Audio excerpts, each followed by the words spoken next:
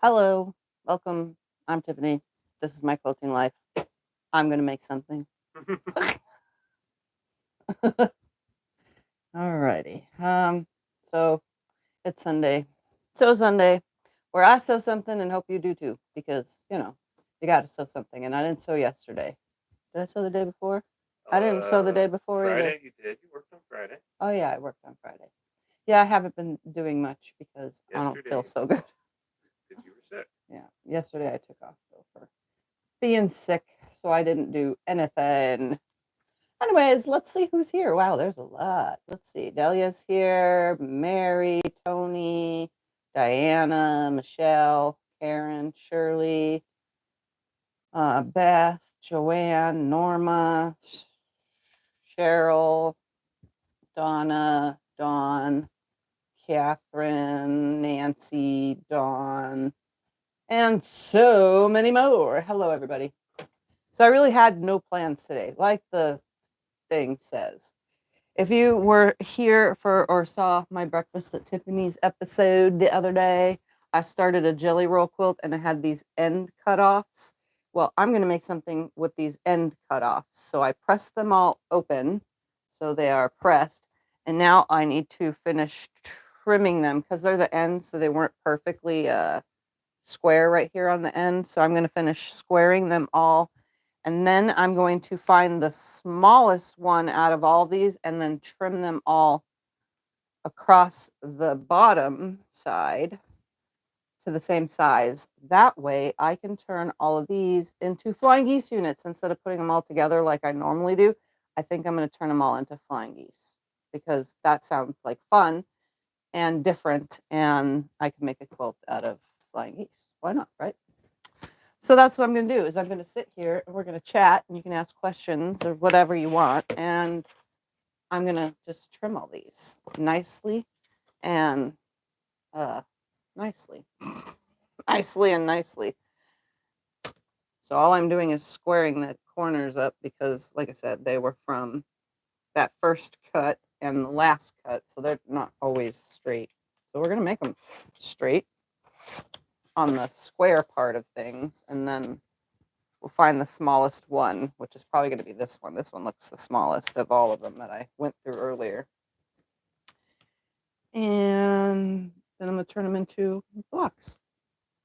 Ooh, look at that. That's really small. So I'm just lining up the diagonal line with the diagonal of the thing. And you can see I'm cutting off some on most of these. I think that's the smallest. I'm going to keep that out so that I can be aware of the smallest one. So you guys can just sit and watch me cut for a little bit until we're ready to cut some yardage for the flying geese part of things. And I chose a rose color solid for that. And then we'll make a quilt out of all this. Just to show you guys that your cutoffs can be used for all sorts of stuff when you do jelly roll strip with the strip tube ruler. Your starts and ends can always be turned into something. You like being a YouTuber? I like being a YouTuber. I like hanging out with all of you, getting to know everybody, sort of, and answering questions. And I like learning new things all at the same time as I'm teaching you guys new things as best as I can. So I like being on here. It doesn't bother me. Of course, I've never had an issue with it. Yeah, I enjoy it. Oh, wow, that one is way crooked. People that got headband enjoys them. Oh, I'm glad you like your headbands. I'm hoping they fit everybody that got headbands. Because, I made them my head size, sort of. The stretchy ones obviously could fit anybody's head because they're stretchy, but the rest were like, my head size. Which I'm wearing one, as you can tell, because it's super comfy on my head and it keeps my hair out of my face. Because we all have those little tiny baby hairs that they get long and then little new ones come in and then those get long and then they always end up in your eyes, your mouth. They end up places they're not supposed to be. Have you you ever done a grandmother's flower garden quilt? I have not done a grandmother's flower garden quilt, but I've made a single block. And I pieced it by machine.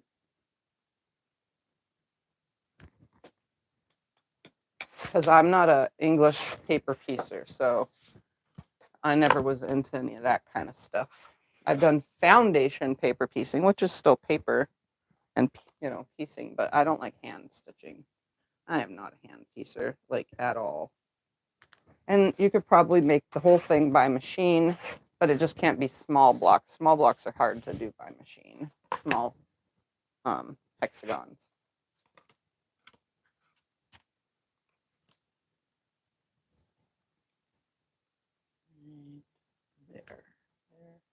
There.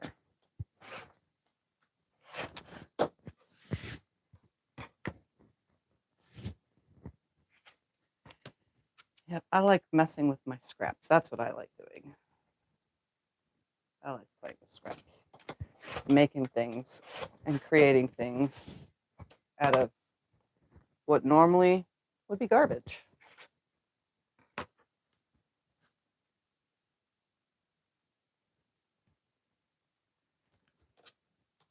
I just don't like all the prep work right now. I don't feel well, so it's been hard being in the upright position, especially sitting in chairs for the last couple days. Kind of driving me crazy.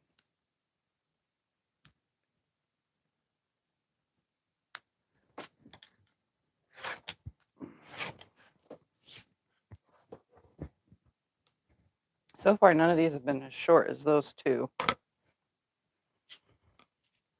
hoping to get a good sized flying geese unit out of all of these.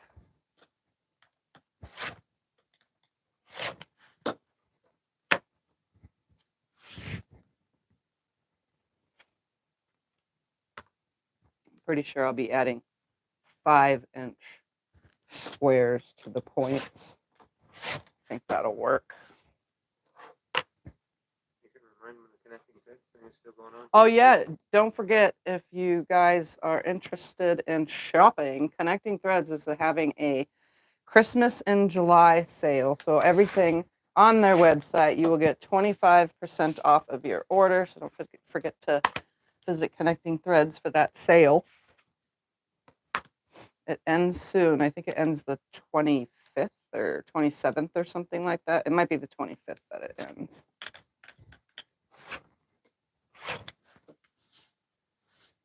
Lots of good deals. If you like to shop online, that is.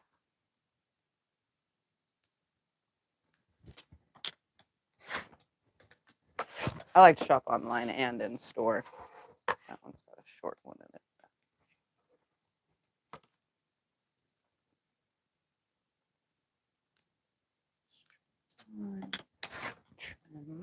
Trim. If you only have a couple smaller ones, why not leave out and then the quilt will be bigger?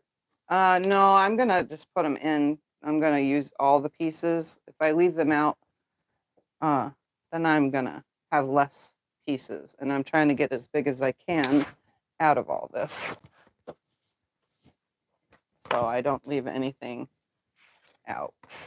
I'll get a pretty good sized little quilt out of all this. Little quilt, not a big quilt.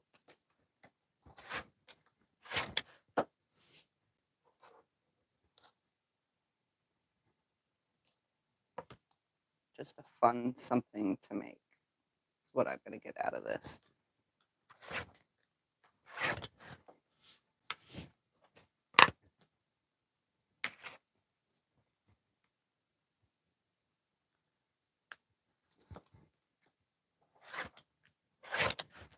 Almost done trimming these. This is a short one. And this is a short one. And then once these are all trimmed, I can start cutting the background fabric.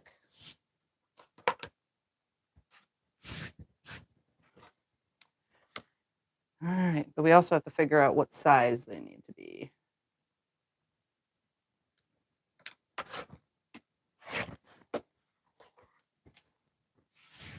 One more. Tomorrow you'll be on the mail opening. Yep, and tomorrow I will be on for a mail opening.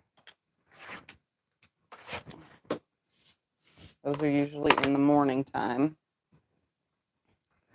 All right, let's see what size cut the salvage we're at. 1, 2, 3. We're at 5 inches. 1, 2, 3, 4, 5. Yeah, 5.5. I think we're gonna get 5.5 inch half triangles. Half. There's the half. Yep. All right, we're gonna get 5.5 out of this.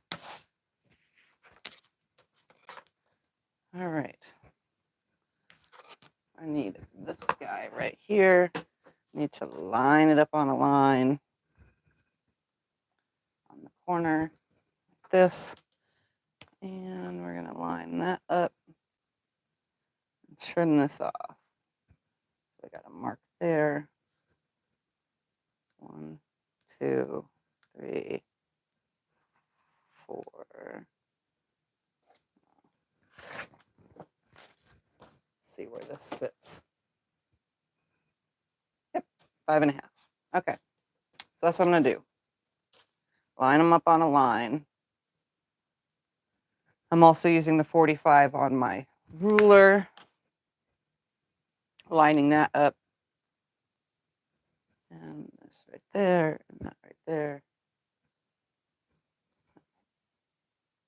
There. Cutting all the salvages off. And they should all be the same size. Yep.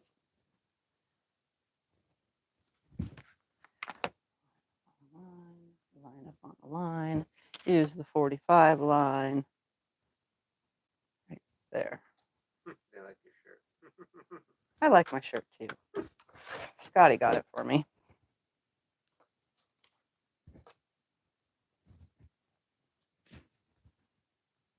So this may take me a minute to get all these situated. And what we're going to do is we're going to cut some background fabric for all this. Are you going to put borders around your Breakfast at Tiffany's project? I will not be putting borders on my Breakfast at Tiffany's project. That's just going to be what it is. It's going to end how it ends.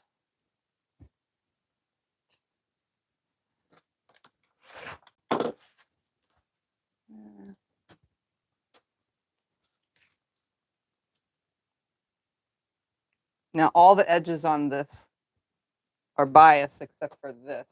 This just has the seams, but there's really no stretch to it. But all this is bias, and I'm going to hook that to bias as well by cutting my pieces on the diagonal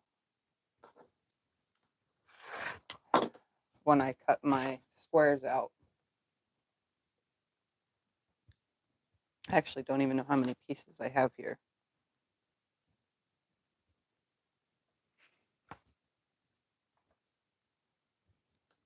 Where are you measuring the 5.5 inches? I am measuring by putting the point right here on this ruler with the top, and you can see on my thing it's 5.5 right here. It's touching the 5.5 mark on the tip. So I'm measuring here, it's touching at a cross beam, and then these two ends are at 5.5 inches on the tips of the thing. The word is not coming to on the tips of the mat. So the ruler itself goes on, oops. And then I line my 45 mark up. I put the tip where I need the tip to be. I'm making sure that this is all lined, and I'm at 5.5 on both ends right here.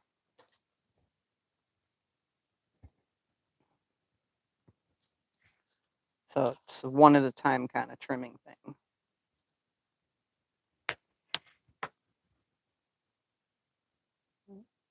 There.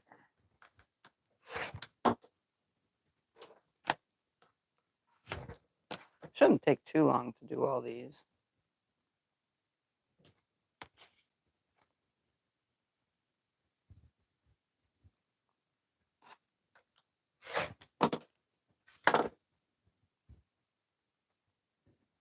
So the short sides of the triangle is 5.5? The long side tips. Yeah, the short side's 5.5. Like this side right here is 5.5.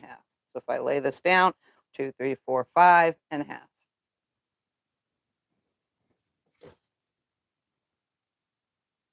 Why do you cut the background on the bias? Why do I what?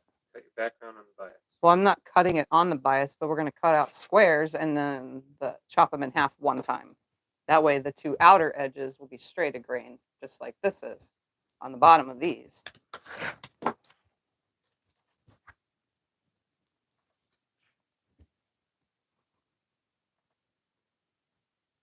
We want the two outer sides of our flying geese to be straight a grain.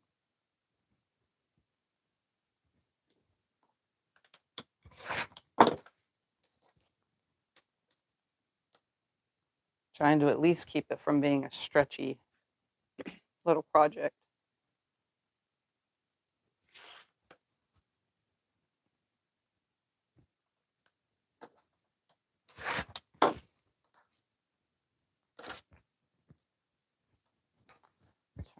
That way, make it easier.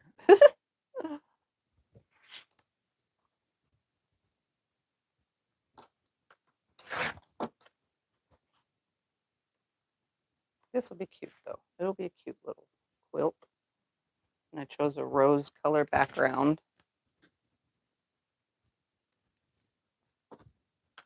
I don't know why I'm doing that. I laid them to make them all face me.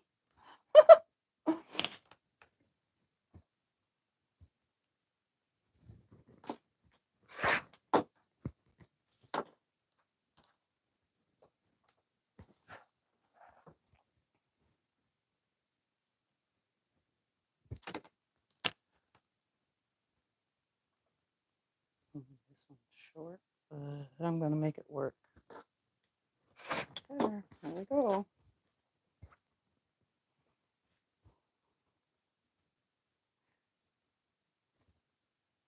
I like to just create and be weird about it and do funky stuff.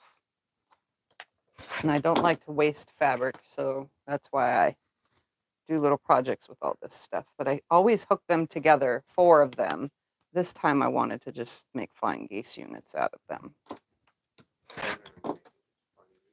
Huh? Just flying geese blocks. Yeah, and then I'll lay them all out and see what we can make with them. Because I'll include background yardage as well to make it bigger.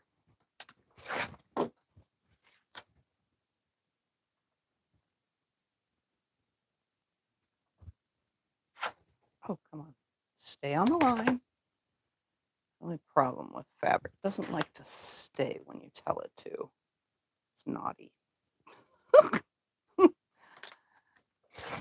It's like a 5-year-old, you know? It just doesn't listen.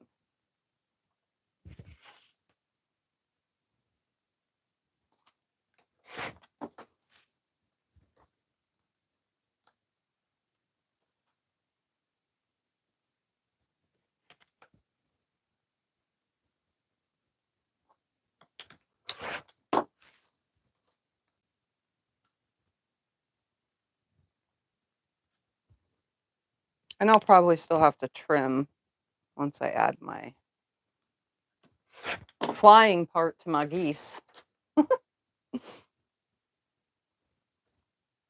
kind of sounds weird, flying part to the geese. Once you add the next step,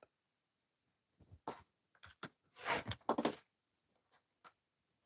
right, one more of these and then move on to the bigger piece pile. I already trimmed all those. I trimmed them the other day. Right after live stream, I was like, oh, I'll finish playing with these for a while after I had breakfast. But I didn't get very far because I started feeling yucky.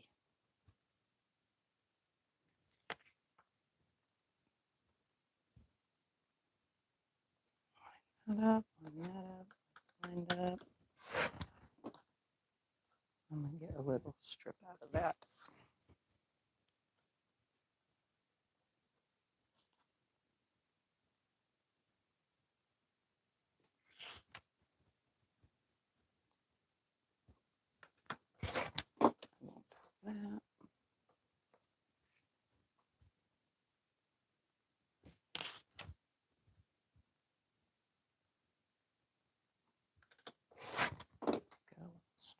that.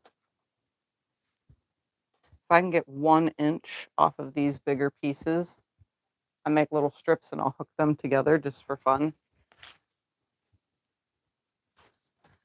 Because I can. Because there's no sense in wasting this. You know, it's a lot of fabric there.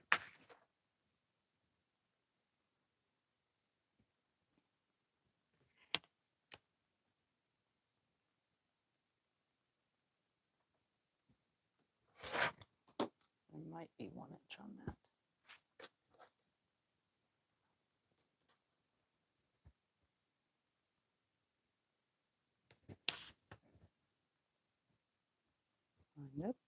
Find it. Okay, there we go.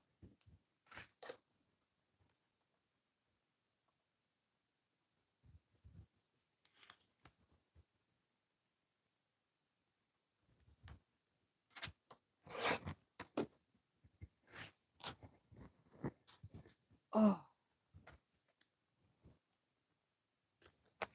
I must hydrate. Yeah, that's Yeah. that's a necessity. Yeah. How is Eric's move going? Do we know? I talked to him 2 days ago, I think. That was 2 days ago, yeah. And he's still not fully moved all his things from California to Nevada, but he's getting there. He is doing it all by himself, so it'll take some time. But so far, from what I know, he's doing good. But now that you guys are talking about him, he's probably in the chat lurking because that's what we do. Although lately I haven't even been lurking on my friends' YouTube. So all of my friends out there, you know who you are that are on YouTube. I'm sorry I haven't been on your live streams, but You've been sick. I've been sick and busy and then sick and then busy. Every time I get unsick, I work my butt off to get things done, and then I end up sick again. So I just been, not around as much. But I do lurk here and there, just so you know. What do you think of the Cutie Breeze quilting frame from Grace The using the Juki TL 2010? Personal opinion on the Cutie frame or any of those little small frames that sit on a table, like the Cutie, anything like that, I 100% don't think you're going to like it. That's personal opinion, but if you can't free motion in your quilt space already and it drives you nuts just sitting and free motioning, add it to a frame that has a bar in the way, and now you've lost even more space. And then as you're moving your quilt up on the little frame and it bunches up under here, you're losing even more space. You will get frustrated. Trust me, I had this Ajuki on a 10-foot frame when I first started, and I outgrew it the first day I had it. I started, I was like, whoa, this is not enough space for me. So, eventually I ended up with a big one. But I worked with it for over a year, and let's just say I had Tiffy temper tantrums. Lots of them, because I was beyond the amount of space available, and that will happen to you. I just know it. I mean, there's probably people out there that like having it. And there's probably people that bought it and don't even use it because they didn't like it, You have to ask around, read reviews, but personal opinion, I don't like it. So I would say if you're in the mood, you have some room, get a 5-foot frame and an actual 16 or bigger inch machine. Even the Moxie, they make a Moxie that's 14 inches. And yeah, I would say something like that on a 5-foot even frame, because you can still do lap quilts on a 5-foot frame. 2, 3, 4, 5, 6, 7, 8, 9, 10. 1, 2, 3, 4, 5, 6, 7, 8, 9, 10. 1, Will it hurt to 2, spray base the baby 3, quilt? 4, 5, 6, 7, 8, 9, 10. What is the question? Will it hurt to spray base the baby quilt? Will it hurt to spray base the baby quilt? No. What would it be hurting? Is because of the spray that washes away all the sticky stuff like that powder adhesive or spray adhesive 505, all that you would use to baste quilts, that's all washable. Even if you use the children's glue sticks, glue sticks, those are all washable too. It washes away. 2, 3, 4, 5, 6, 7, 8, 9, 10. Okay, so I have 40. All right, all this is garbage. And I need 40. We're going to go with 6-inch squares. Well, first she said be would it safe. hurt to spray baste the baby. She forgot to put the quilt part. Oh. Because then everybody was saying, yes, it would hurt to spray the baby. Yeah, and, don't spray the baby. Police would get called. And Yeah, don't spray the baby. Unless you're like, one of those parents that's just for fun, duct taping your kids to the wall. I've seen lots of those videos. I think they're funny, very funny, and the kids get a kick out of it, let me tell you. All right, I'm going to cut off some fabric here, straighten this edge out real quickly like. Come around to this side of the table. And I'm going to cut 6-inch strips. And then I'm going to subcut them. I need 40. I don't need 40. I need 20 6-inch squares to start. So that's going to be 5. Yeah, 1, 2, 3, 4, 5, 6, 7. 7 is, oops. There's 14. Yeah, 3 strips should be good. 15, 16, 17, 18, 19, 20. Yep. I should get 20 out of 3 strips. Okay. Subcut.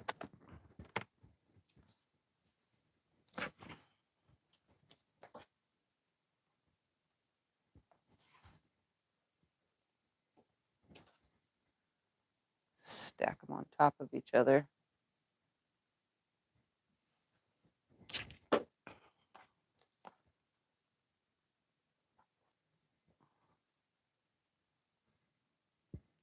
All right. Line them up on a line. And subcut. Totally like hurting, and it's hard to stand. All right. That's going to be 6.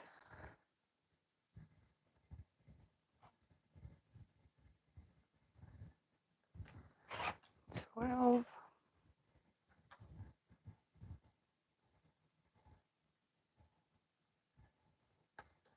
18. And let's open these up. Get 19 and 20 from this, and then we'll subcut them. And yes, I'm using the fold of the fabric. I do that.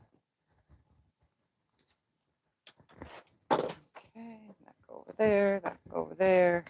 And now I'm going to cut them all on the diagonal, which I can use a smaller ruler for. Long nails and rulers don't work on flat surfaces. All right. So I'm going to take each one of these stacks and just cut them. That one got a little bit adjusted funny. These are going to be oversized for my half square, or my flying geese ends. And that's perfectly fine by me.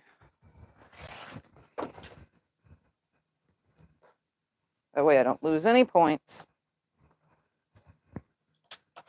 Okay. Now, sewing machine time. So what I'm going to do is all of these is going to get one here and one here. And they're going to be like floating flying geese. Ooh, floating flying Yeah, I want like a really big. So they're not just flying up there; they're floating. Yeah, I want floating. I want them to float. So I'm going to match up the two ends, and I'm just going to chain sew all of these through on the end part. Oh, I better change my stitch length from the last time I was sewing something.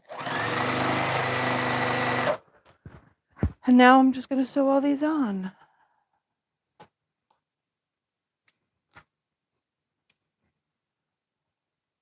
Right here, line up this end, line up right there.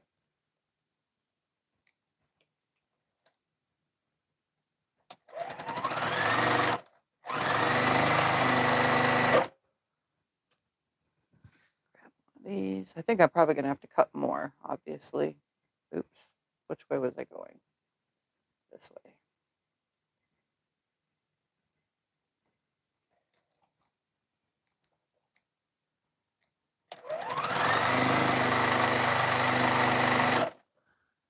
Yeah, I'll have to cut 3 more strips, I think. We're going to see, probably, though.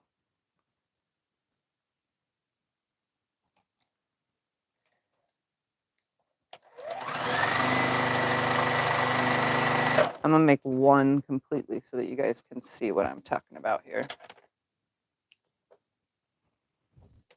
So I'm going to press that back. I'm going to line up this edge across there and trim that piece off to hook my other part on, and I will have floating flying geese. It's going to float. So I have a triangle here that can go under my desk in my triangle pile. I'll put one of these on this opposite side. Oh yeah, that's perfect, perfect, perfect. Line it up and sew it on.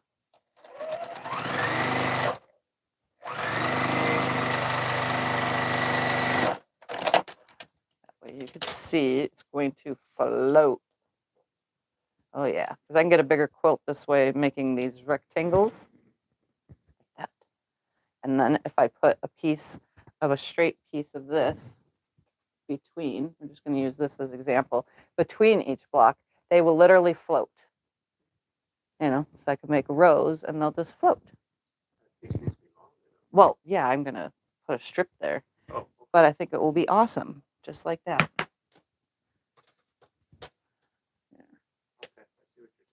I see what I'm doing too. I'm having fun here. I'm just going to go ahead and finger press these and sew the other sides on these as well, because I can do a few at a time. I don't have to do just one. I'm going to line up that edge because it's nice and straight. Put that on there. Grab one of these for it. And it should fit perfectly.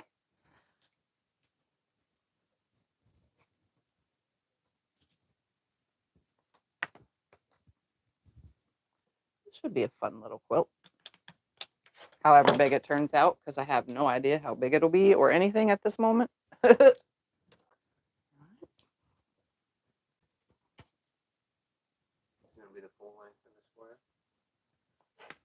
Yeah. It'll be a rectangle. These will be rectangles. All right, and one of these. Sew these through, and then do a few more, and then sew them through, and then do a few more. And I guess I will have to probably cut some more background.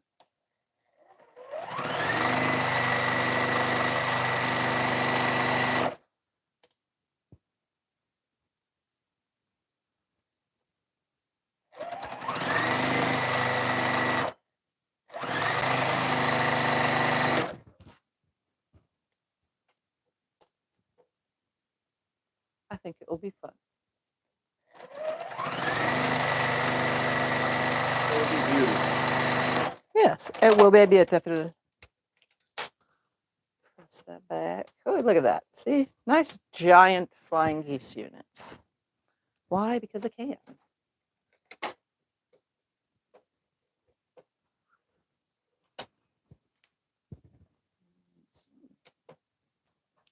Do a few more, and then do a few more, and a few more. They're hard to chain piece because they're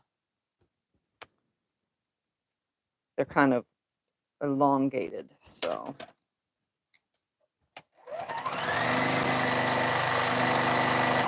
which is fine because we will make it work.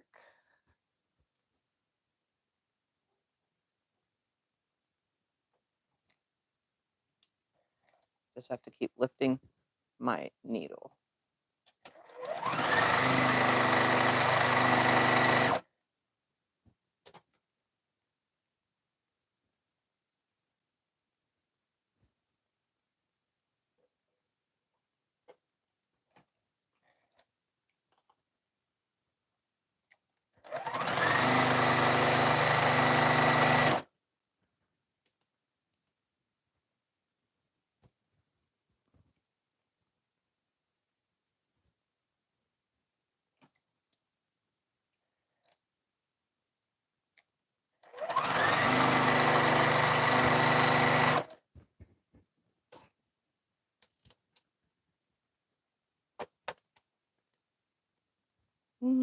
Any questions?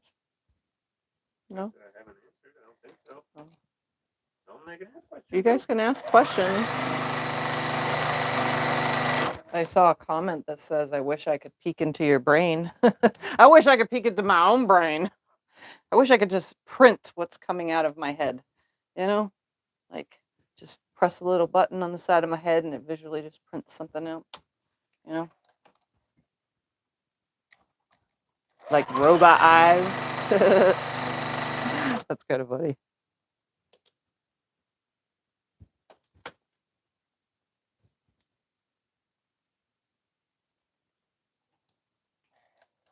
Oop. Stay up, you dumb thing. Thank you.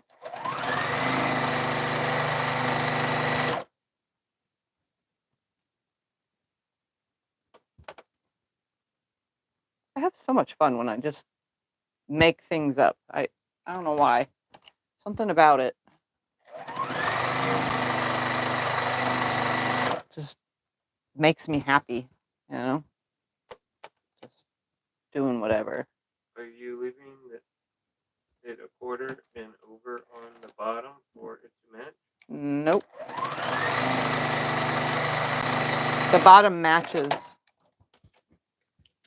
So when I open this, you can see it literally comes out to that straight line that I've already made. So it will already be there. Now, if I wanted, I could have cut 5-inch squares and had them be right here instead, but I want it to be bigger. We're going to create rectangles and then put pieces in between and just have fun with it.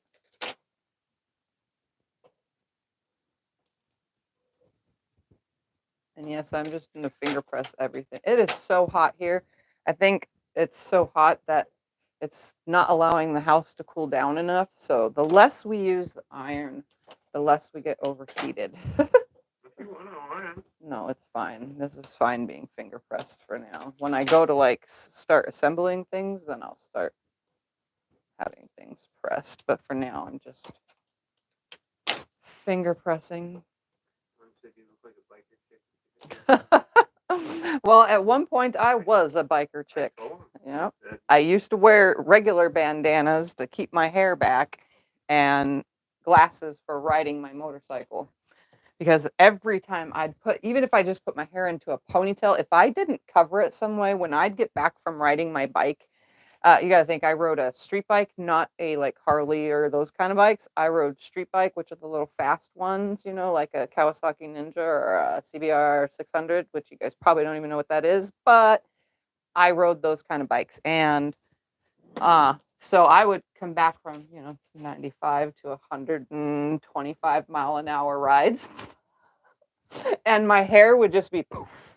I could not brush through it or nothing. So I started wearing bandanas around my head really tight, and I'd put it to about right here and wrap it, even covering my ears.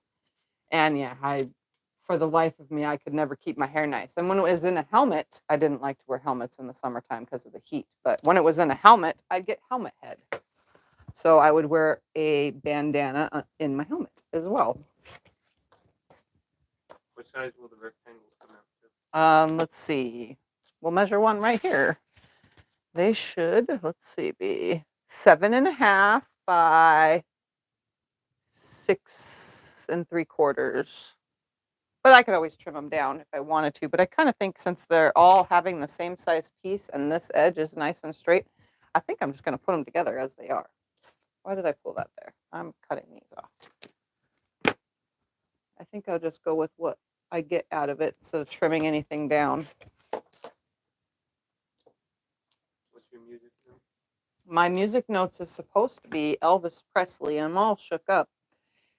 But it didn't come out exactly because I couldn't fit the song on across my chest.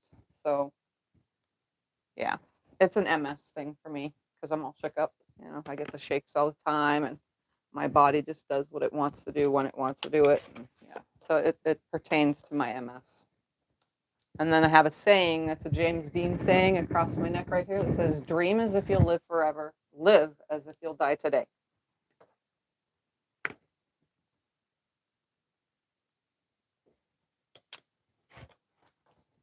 What bike did you used to ride? I had a CBR 600. It was a Honda. And then I had a Kawasaki Ninja 650 before that. And then what did I have before that? I also had a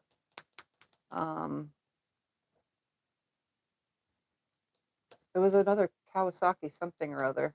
I don't know what all you had. I had The Kawasaki first Ninja. bike I crashed at was a Ninja.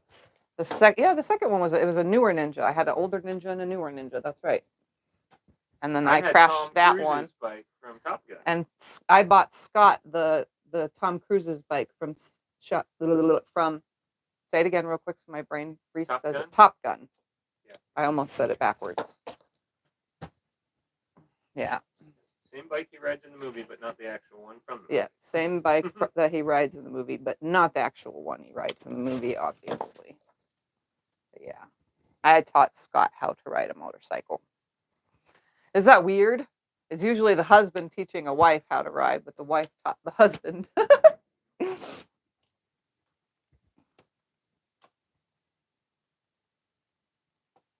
Okay, gonna line up these other sides, attach these.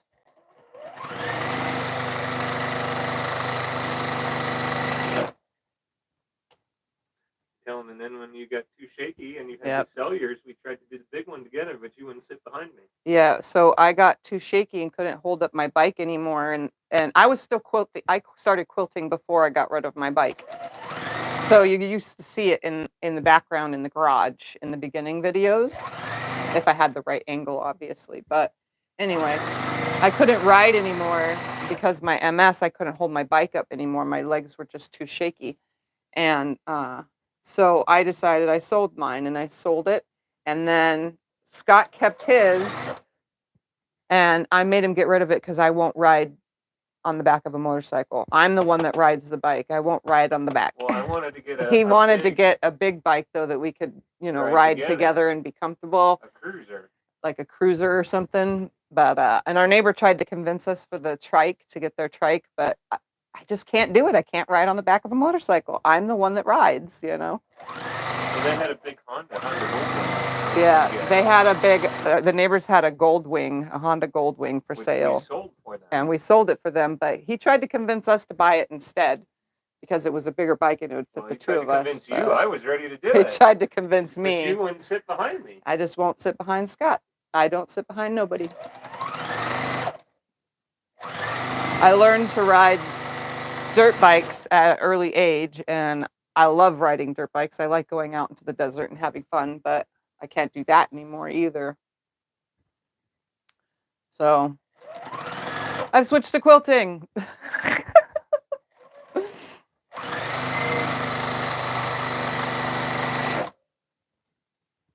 And you know what?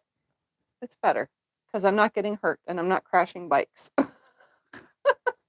And I'm not being out on the highway being stupid at 184 miles an hour. That's the fastest I've been, by the way, if you're curious.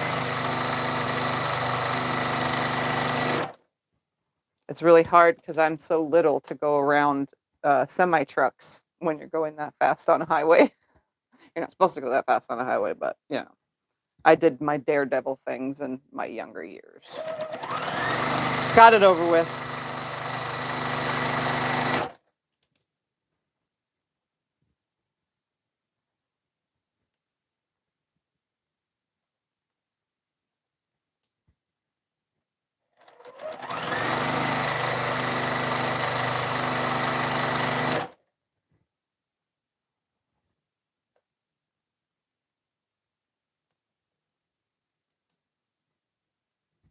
They said your sewing machine does 184 now. Yep, it's my sewing machine that I pick up to 184. I actually don't think that's that fast. This is as fast as it, it could possibly be. Oh, I need this right here. Like if I was to turn this into miles per hour, it's probably only like 20 miles an hour. I don't even think it's that fast, honestly.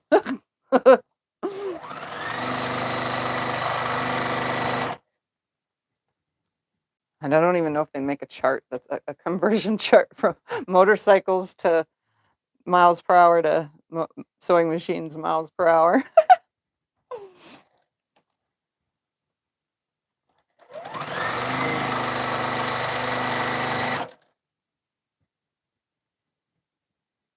But this is my new thing. I could put the pedal to the metal on this and it's just fine.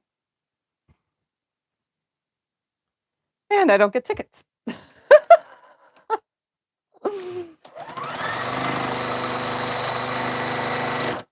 Actually, I got tickets in the car more than I got on my motorcycle. I never got one when I was riding motorcycle. I almost did once. But the cop was really nice to all the guys that I was riding with. He let us all go with a warning. So that was nice. We drive pretty good now that we're getting old. Yeah, now that I'm getting older, I drive good, like I'm supposed to. I don't drive fast. Every now and then on the freeway, I'll go a little fast for a few minutes and then stop going fast. But I've kind of outgrown that. I never thought I would say that, but I've outgrown it.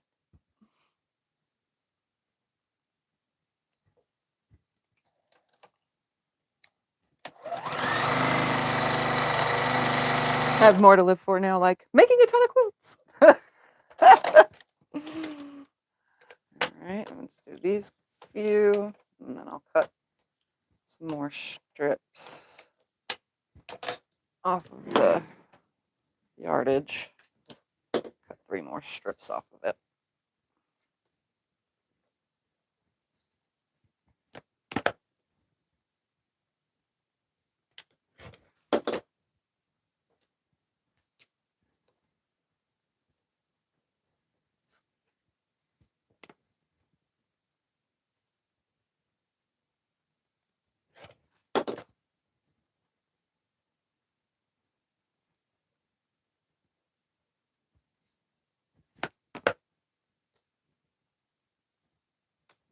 I'm actually looking at the line on the ruler with my seam at the same time as my side line, just in case you guys are wondering. To keep everything as square as possible, I'm putting the seam and this right here, lining it up. That way every single one of these stays about the same size.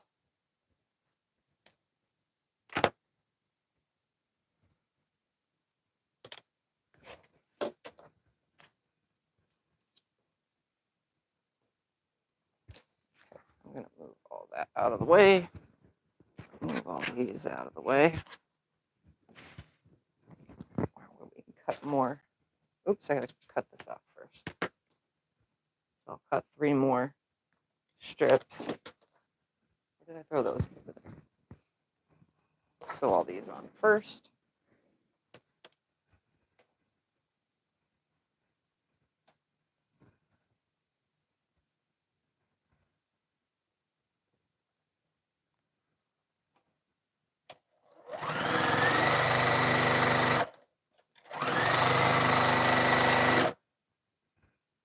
This was like the perfect color to choose for these, even though there's like a lighter pink in these jelly roll pieces.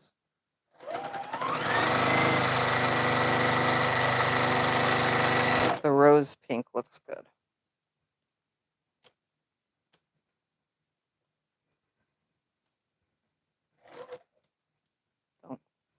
Don't sew yet. There we go. Line you up.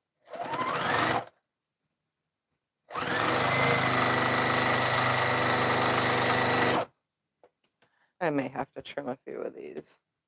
But that's okay. They don't all have to be the same exact size either. They could be funky.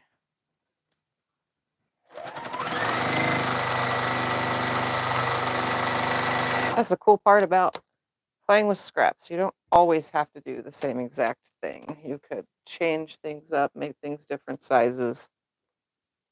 As long as you figure out a number to put them all together with, that's equal, then all should work out.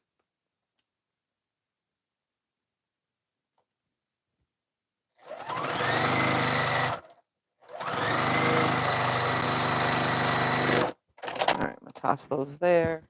I'm gonna go ahead now and cut 3 more 6-inch strips off of here.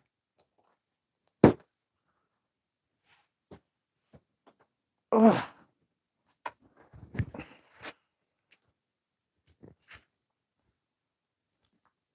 Look at the end, already got wonky. You see how that happens? Yes, I do. Yeah. You just barely roll it up and you have to make a fresh cut every single time.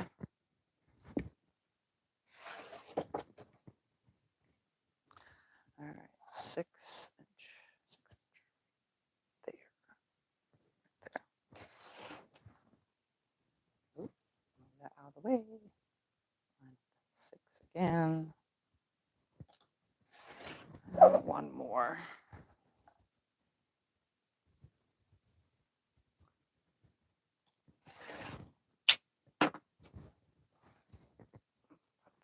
Away. Turn them, stack them, cut them.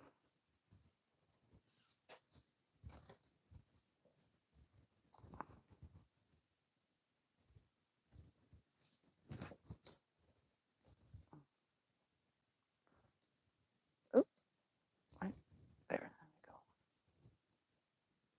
Everything's nice and lined up.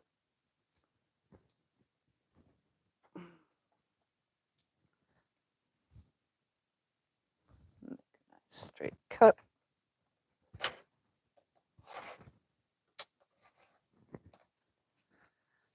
Come over to 6.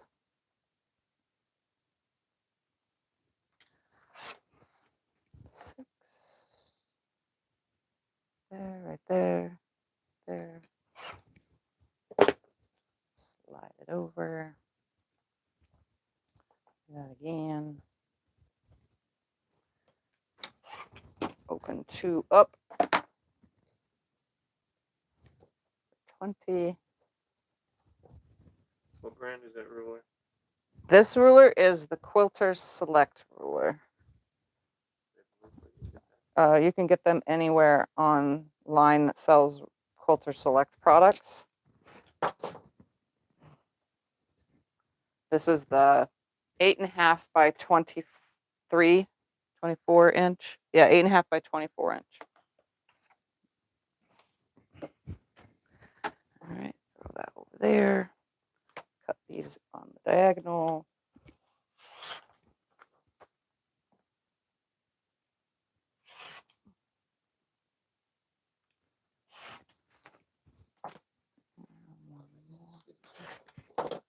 Yeah, it's 8.5 by 24 inches. All right.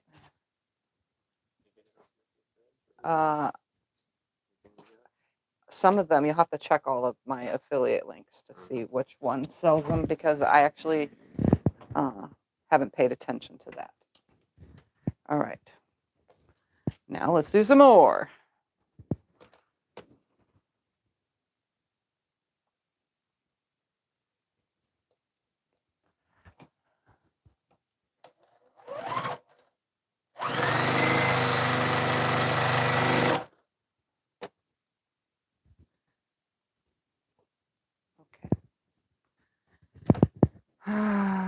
I'm just got myself all backwards-inated.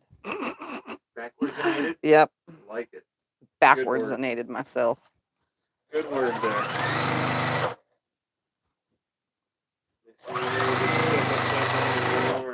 The what? Upside down and all around. Yeah. Yeah, I backwards-inated myself because I was doing this. So I need to make, I want them all to face the same direction. So just one needs to be that way. The rest can go the way I was just doing it again. This side.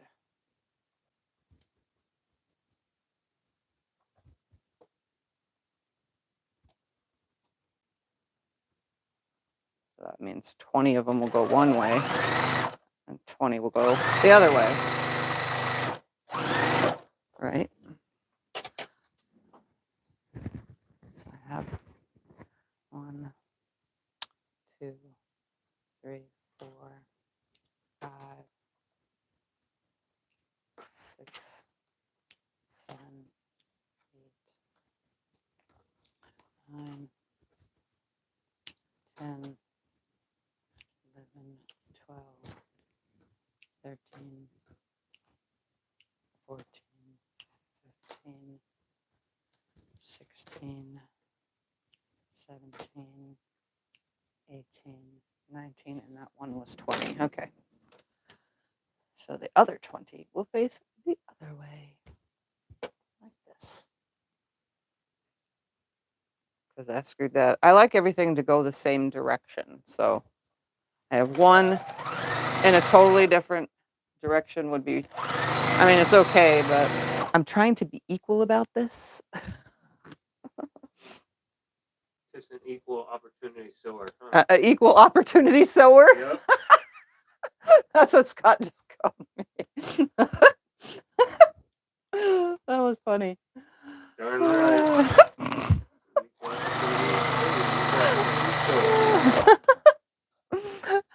I need an equal amount of both directions. That's funny.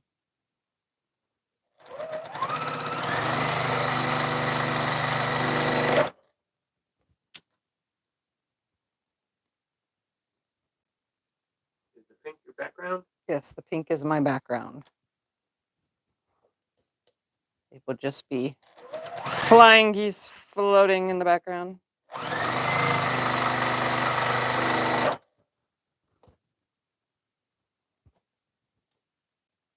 I think it will look really cool. Whatever it is I'm making here.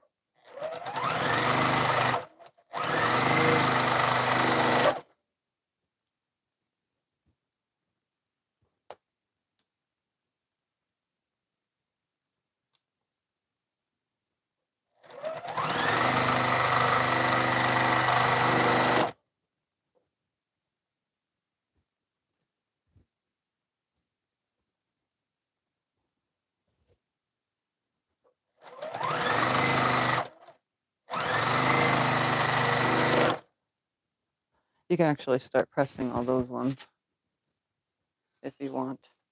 Oh, so you do want me to iron? Yeah, you can iron, Mr. Iron Man. You have to hide it. Yeah.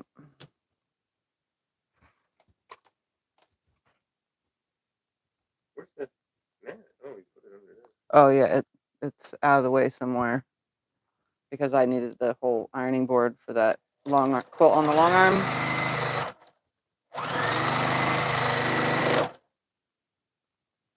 I did manage to almost load the long arm.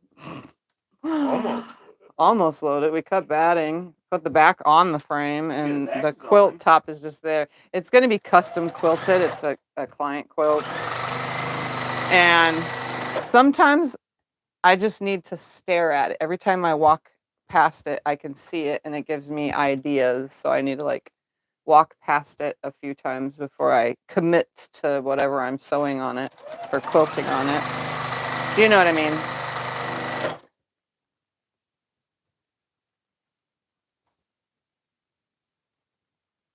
I don't just decide on a whim sometimes. Yeah, just iron them towards the pink.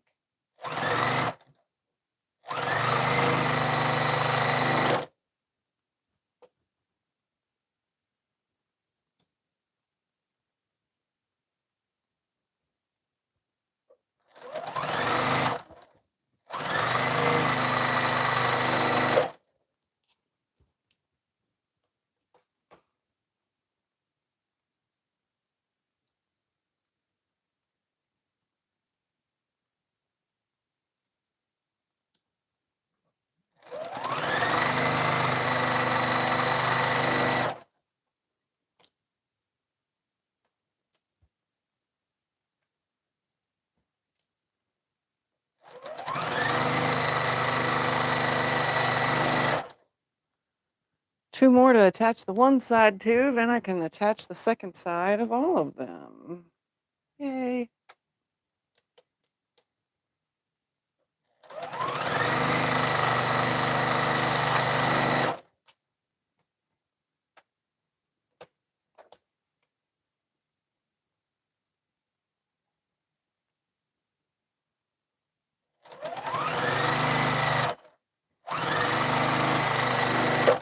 All right, snip them all apart and then finger press and put the other side, cut them and then put the other side on. Come on.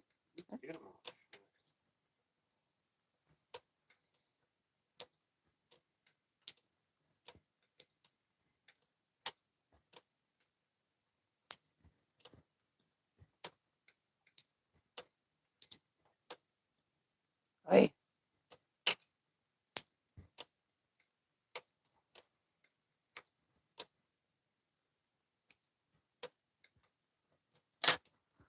All right.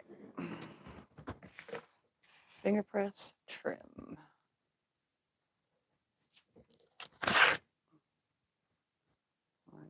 Line that up, make the cut.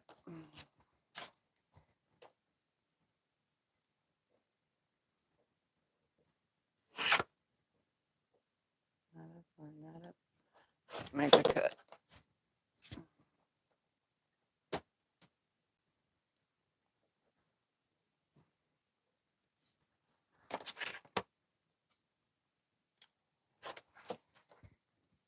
This is that one, that's the other direction. Let's put that on first real quick. And then pass that to you. You got one that's the wrong way? Yeah.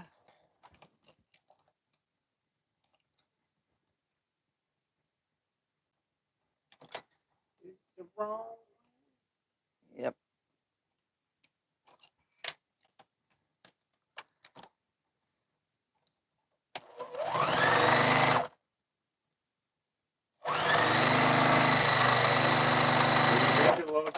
Do you start with the lights going counterclockwise or start with the dark going clockwise? When making a log cabin, I don't know, go to the log cabin video that I did for Breakfast at Tiffany's. I made a log cabin quilt. It's a few episodes worth. I can't think of that. You just spin. You do one side and then the other, so I clockwise. Can't think.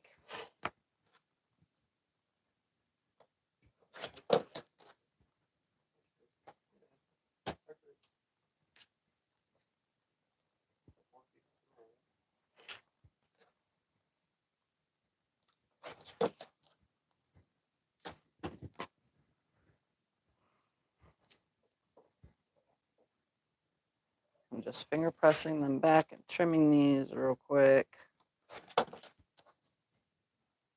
You didn't finger press anything? You don't need to finger press. Just one side. I have to do one side first so that it's laying back. Okay. What is this extreme crease in here? It really doesn't line. That's the fold of the fabric from the bolt. Yeah, there'll be 4 total. 4 sides. I mean, you like the rotary cutter compared to the usual one? Yes, I love the Martelli cutter compared to the usual ones. My hands, I had carpal tunnel, and I got it and started using it, and it helped. Obviously, the carpal tunnel was still there, but it helped, and it wasn't as painful to stand and cut or sit and cut for a long time. And to be honest, my ruler holding hand gets way more tired faster than my rotary cutting hand. So I can just cut and cut for hours with the Martelli one compared to the other kind, like the squeeze and cut or the straight up and down ones, you know. Did it take a long time to get used to it? It did not take a long time to get used to it. I was able to use it right away. It did took a long time to get used to changing the blade in it. That one I could not get whatsoever in the beginning. I was like, what? And I kept taking it apart, and then I couldn't put it back together again. I was like, what in the heck is going on here? But once I learned how, I made a video so that you guys knew how to do it from my perspective. So like literally face on, if you were facing it, that's how it would be.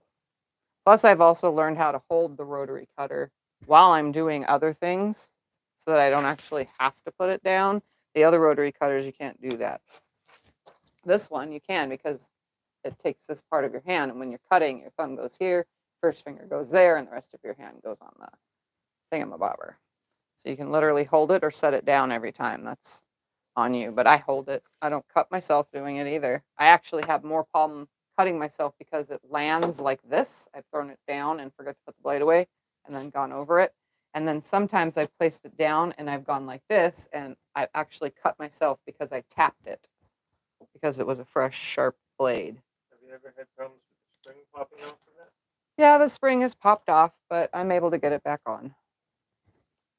It's just the spring is just what opens and closes this. As long as you have it running in the path that it goes in, it should be fine. Just put it back in its path that it goes. It's never popped off though in this position. Only when I've changed the blade. Have you ever made a double wedding ring before? I have not made a double wedding ring. It's on my list of things to do, but I have so much stuff I need to get done that I can't throw it on my plate right now. I'm little by little still trying to recreate some of my older videos because the older versions are hard to see, and so they don't get any views at all. So if I remake them, then people can actually see what I'm doing.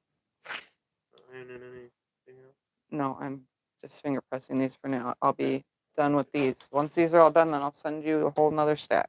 What size cutter? Have you used it in a stripology ruler? A stripology ruler. This is a 45 millimeter blade, and yes, I've used it in my stripology ruler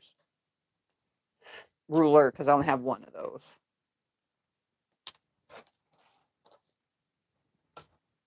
What blades do you use? Right now I'm using Martelli blades because I had 2 10-packs of regular Martelli blades. But you can put any blade in this. Oops, why did I do that? I gotta cut that first.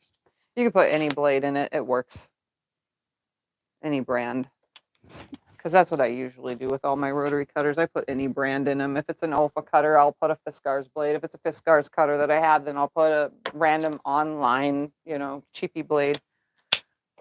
Which I've never had a problem with those either, those kind of blades. The only blades I haven't used yet are the titanium ones. There's a couple of clear plastic pieces that broke off in mine. Has that Yep. happened to you? Yep. Mine only has one left. The plastic thing that popped out and looked like a, what is it called? Like a flower or so. That is gone. I have one unit left of it. One little piece of it left. It's still in there though, the one little piece. But in my big one, my 60, it's still there because I don't use this one as often. But eventually it'll start breaking too. You can buy replacement parts for the rotary cutters. Is that a pink or coral colored fabric? It's pink. It's rose pink. Let's see what exactly it says. Cameo pink. Don't know what cameo is.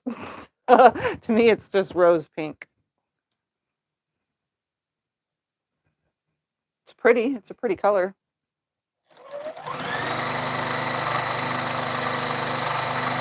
And if you're new to my channel and didn't know, I use a lot of solids as backgrounds instead of, tone on tones and like background prints with like polka dots and stuff like that. I use more solids than anything.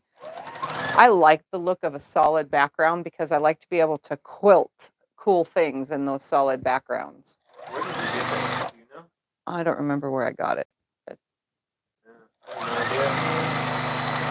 no idea. Came from somewhere. Oh, by the way, did you see how this is upside down? It's a good thing I have the blade closed. I just throw it down, whether it lands this way or that way, it ends up upside down. And that's how I cut myself. Does your pressure foot wiggle left or right on your machine shaft? Like it's too big? My presser foot wiggled? No, it does not. It's screwed on there very securely.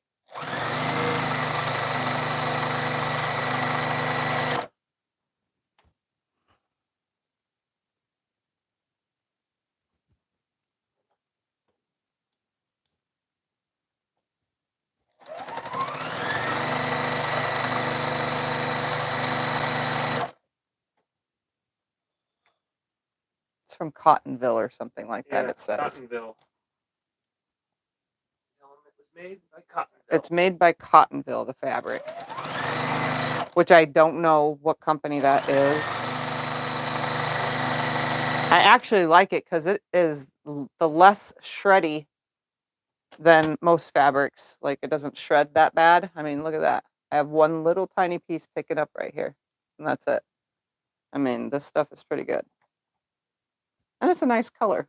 It's got a nice texture, feel to it. I have no idea where we got that. That's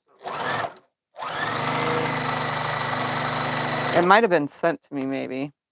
that much on the bolt. I don't know if it was that much on a bolt, but yeah, it might have been sent to me. I don't always remember the people that send me things. I know that it was sent to me though. Something. It was probably something we got on sale somewhere.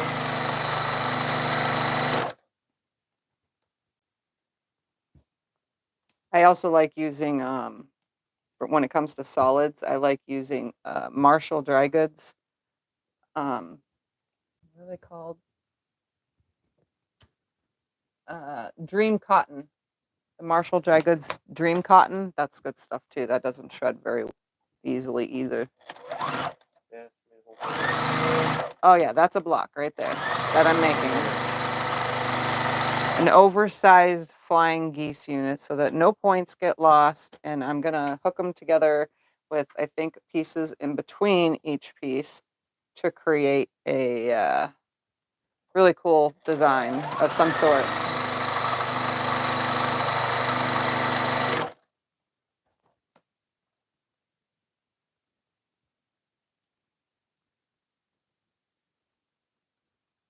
So I'll cut some more of the background fabric and we'll make these geese float. So instead of flying geese, they'll be floating geese.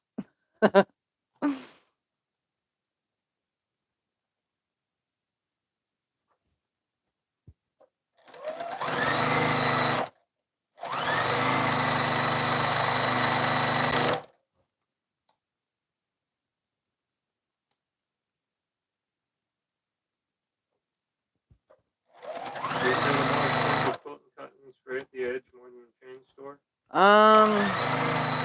All fabric frays, but honestly, from my own personal use opinion, because I've used all the others, it depends, I think. I don't think all of them fray the same, and some fray way more than others.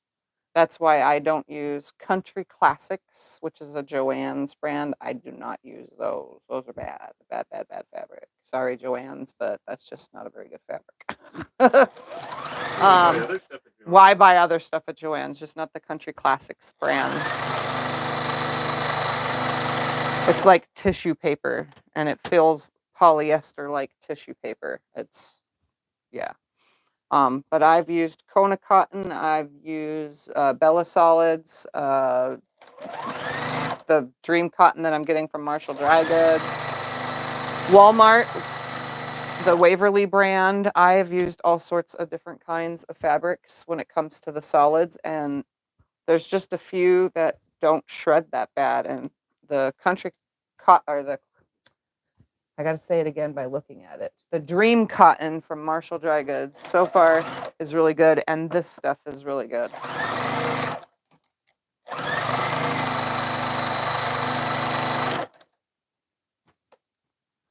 I don't like fabrics that when you start messing with them, they shred really bad. I think that, you know, because it gets caught up and it makes a mess, and then, you know, it drives people nuts. And the more it shreds, the more millimeters you're losing off of your edges, and the smaller your block actually could end up.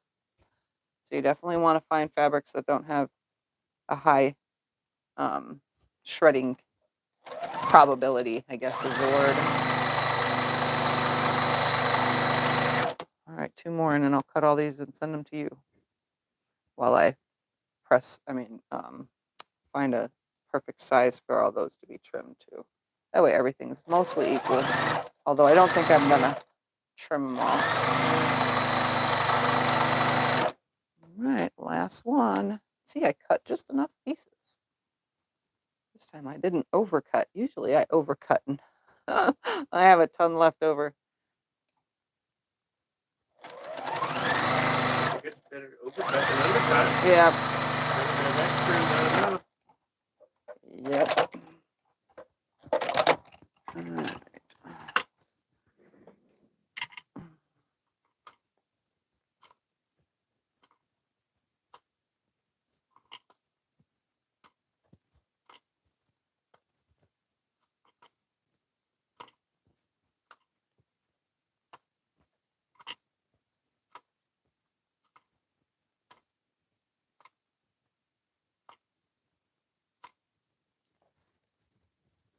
All right.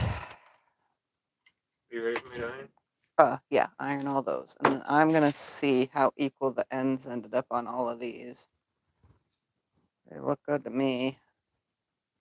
They landed pretty darn straight. So I think all I'm going to do is just cut that dog ear and make sure that those edges are... Where can they find your t-shirt?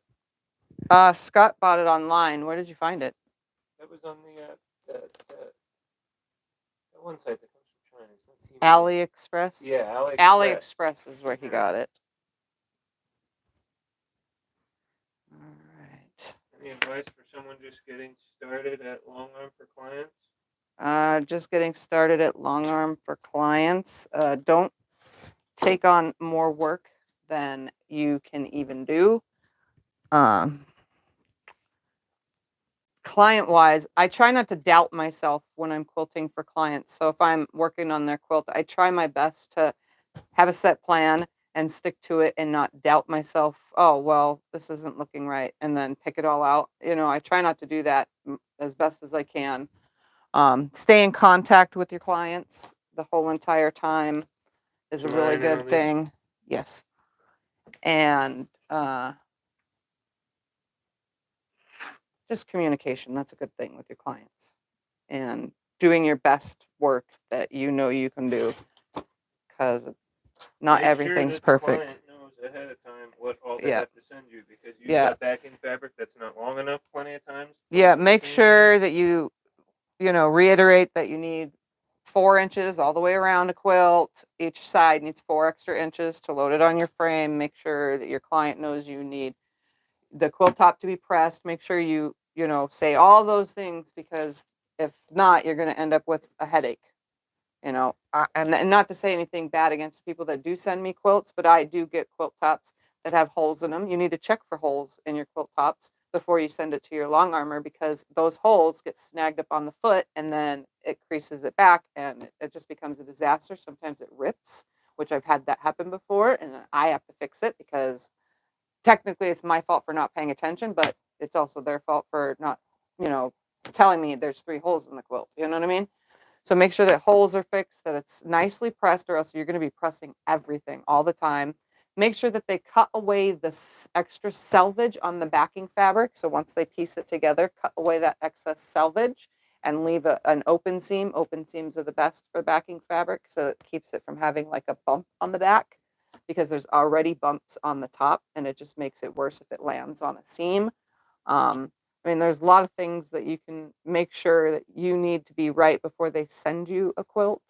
I hope that's not making it sound rude or mean, but we have to load it on the frame and make sure everything works nice, because if you're running a computer and you step out of the room, you don't know what's happening on that quilt. It could be bunching up, and if there was wrinkles from not being fully pressed, it's just going to mess it up. If there's whatever from having a hole, it's just going to mess it up. So you don't want to mess up your client quilt. So make sure that they do all those preparation things for you before they send it to you. Make sure you tell them the proper pricing that you do, what you offer, the kind of things you can quilt. Mine just let me do whatever. All of my clients out there, even those of you that are watching, because some of you are my clients, they just let me do whatever I want, because they like they, what is it? My judgment is good. Like they let me choose the color. There's been a few that have said, well, I would prefer if it was like a green or a light green or, you know what I mean, thread. But you make sure that you know what thread color they want and designs if you're computerized and so on and so forth.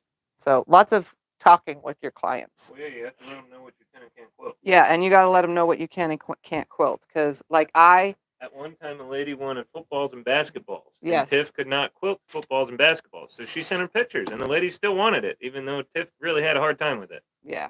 And I was able to fully do footballs and basketballs and baseballs on a quilt, but it's not something I generally do, so I'm not in practice, so I cannot judge how it's going to turn out. It might look like crud, and it might look great. It just depends. I need to cut these dog ears off, too. Duh. Do you know anyone that uses an electric rotary cutter? I don't know anyone that has an electric rotary cutter. I don't think I watch any of, you know. Yeah, they have an electric one. I don't even think any of my friends that are on YouTube here use one either or have one. I think electric rotary cutters are more for like shops or people that the places that do the box, like open gate quilts. They cut all the pieces of a certain size so that all your stuff is pre-cut for the boxes. I'm not 100% sure she does, but I would assume that electric rotary cutter would come in handy for that. Oh, that one was pretty straight too. I'll just trim it anyway. Trim these off. Yeah, I don't know anyone that uses one. And I've never used one myself. I've seen them being used on, like, I think it was a not a website, a YouTube site that had a store. Like they cut their own fat quarters for the store and they make their own fat quarter bundles. It was a video like that. But I've never used one. I don't have no need for one.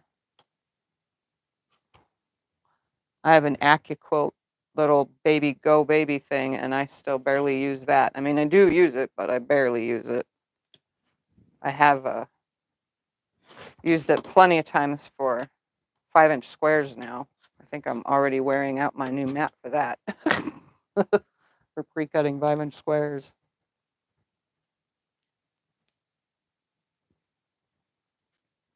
Can you repress this, please? Yeah.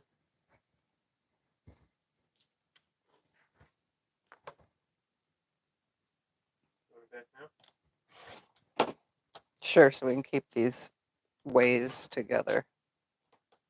The direction of the... Pull it tight like that? Is that all you want? Yeah. I don't like when the seam is folded over. Thank you.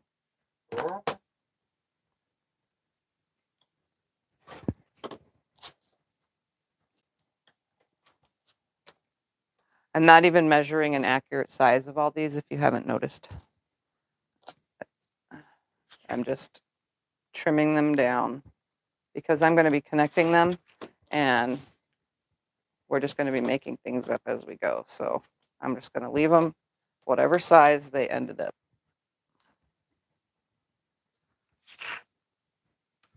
Will you do this one, please, too? Are you just rolling them or something instead of peeling it open? Doing it just like that. There's how I did one. Bam. Is that bad?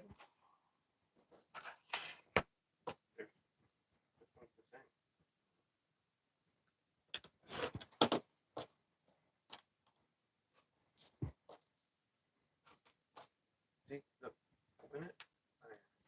Voila. Done. You see that? How hard that was? Yeah, you have to hold it back because you did it again. See? No, I don't see. If I Can saw, you I fix wouldn't it, be please? doing whatever you're doing. I'm doing just like that. Bam. See? Which one am I ironing in? This one. You still didn't get it back. You didn't get it back. It's iron perfect. It's flat. Nothing wrong with it. Those creases make for tougher quilting.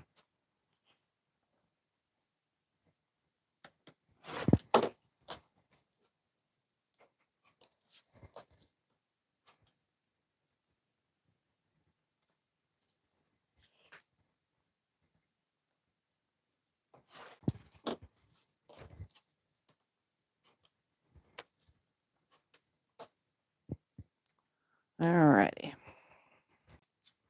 I'll get the rest of these all nice and pressed. I mean, trimmed, because now they're pressed. And then we'll put them on the wall in some kind of layout, and then decide how to go about putting them together. Because we really want them to just float around.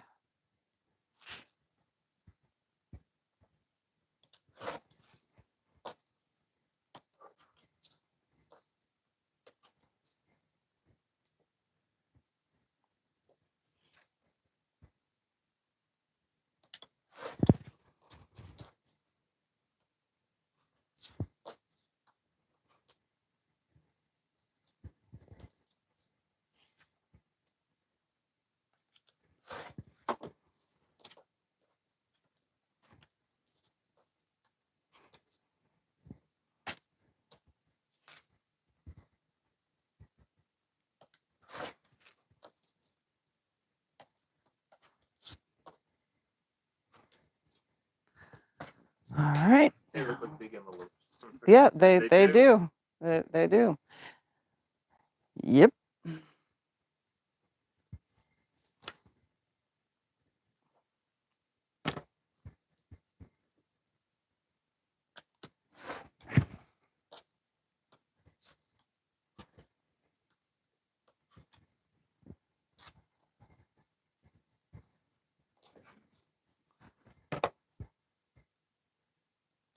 You do rag quilts.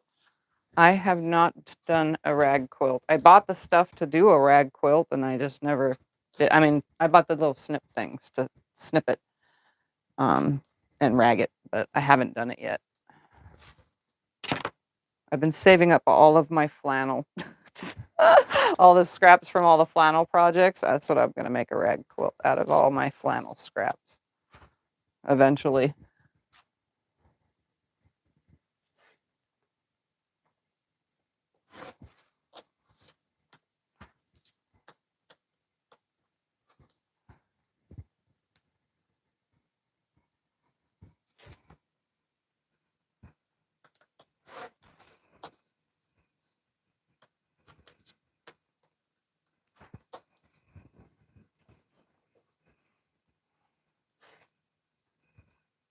Oh, look at that. Sometimes it's just the dog ear that needs to be trimmed off.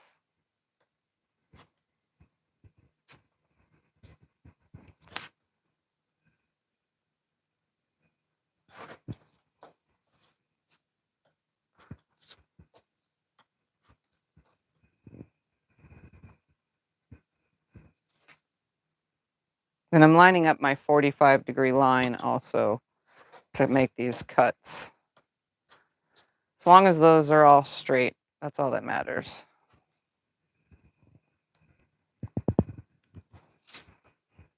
Will a cutting mat cause skip cuts in fabric?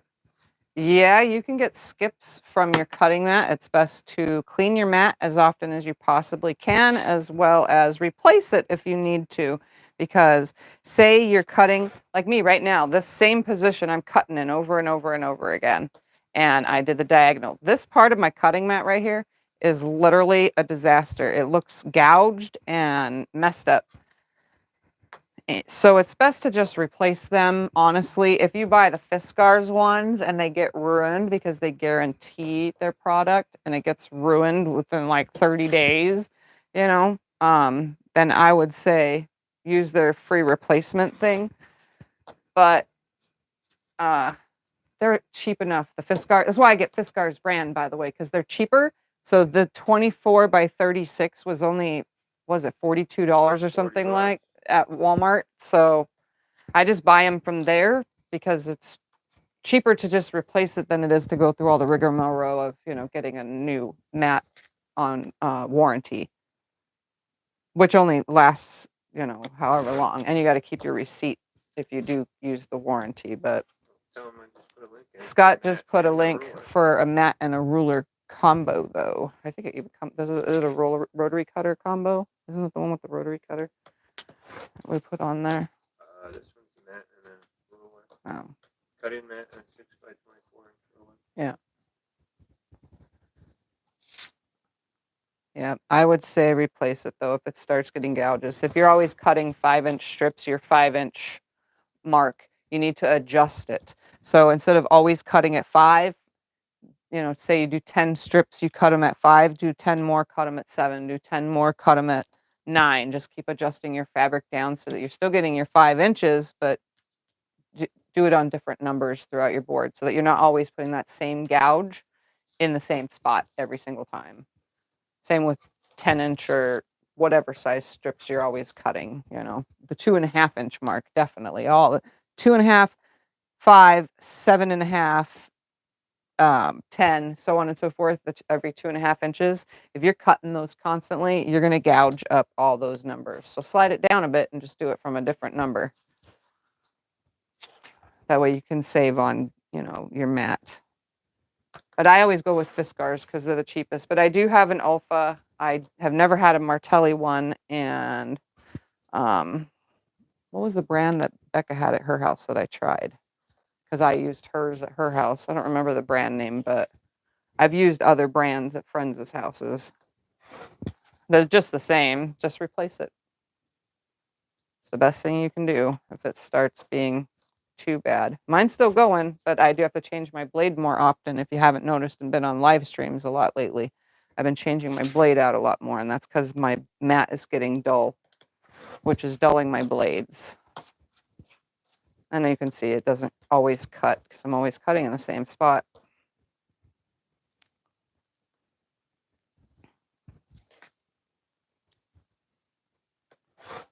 There are things that you do have to replace in your sewing room. The cutting mat is one of them.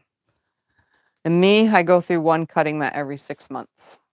That's a lot, so I use a lot of cutting mats. I save all my old ones, though, for other crafts and things that I've done with glue or like cutting batting into little squares to use as stuffing. So I save my old ones for stuff like that until those ones die out, and then I completely throw them away.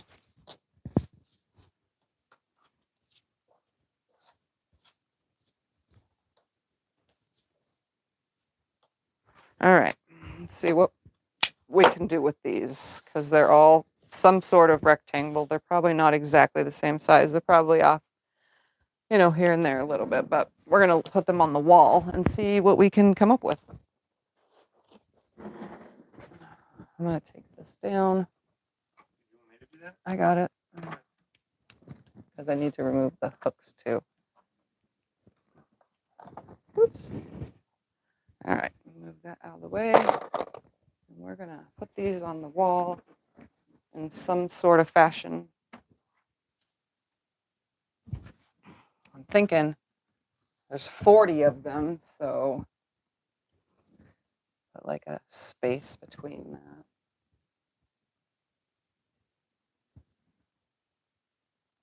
Like a smaller space between that one, a bigger space between that one, and a smaller space between that one. Like having different numbers, so like a 2-inch strip, a 1.5-inch strip, a 5-inch strip, but all of them equal out to the same thing, the opposite direction. And then have sashing between them, but offset them. Oops, we're going to be going this way. I think this will be fun. Have you ever heard about soaking them in water to revive it? Yep, you can soak them in hot water and lay them out in the sun afterwards to dry, and it should whatever the word is, your mat, make it nice and good again.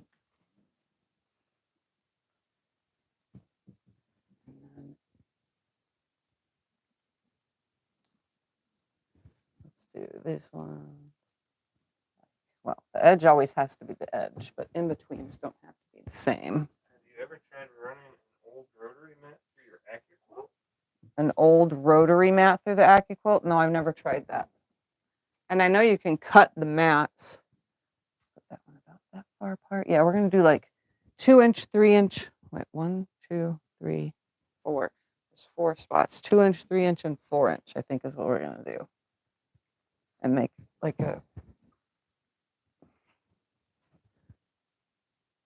They'll have to end at the same top and bottom. These ones would go this way. Honestly, I can make 2 baby quilts with this all.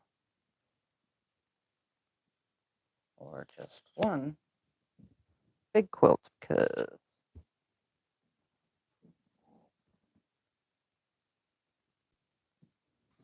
Is it best to use flannel on a rag quilt and cotton be used? you can use cotton on a rag quilt. Just know that the fraying is a little bit different on the edges of regular cotton than it will be for flannel, doesn't fray.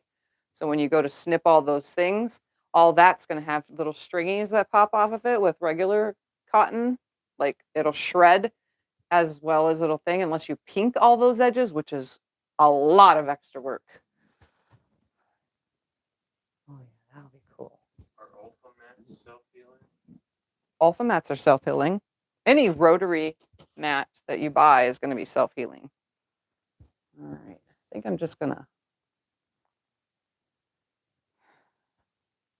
Ooh, what I could do. How much bigger is that? Is that like 2 inches? Nah, we'll just keep them all going in this direction. Yeah. So let's add to them. Put 1 here.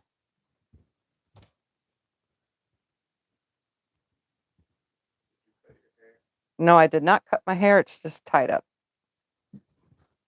It's folded into like a bun. Not bun, but like a hanging thing. My hair's kind of on the long side. Well, it's not like super long, but it's pretty long. I'm going to cut some strips out, though. I think I'm going to go, this row would be this way. And put some strips in between all of these. I'm going to go all the way around.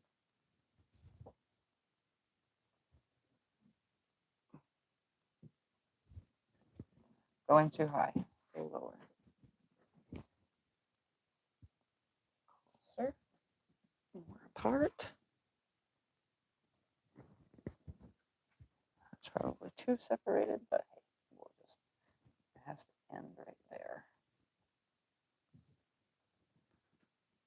Go around it this way. That way. This one go this way. This one go that way. This way. That way. And then how many? 1, 2, 3, 4, 5, 6, 7. 1, 2, 3, 4, 5. That's not going to work. They have to be rows of 1, 2, 3, 4, 5. All right, and let's just go like this. 1,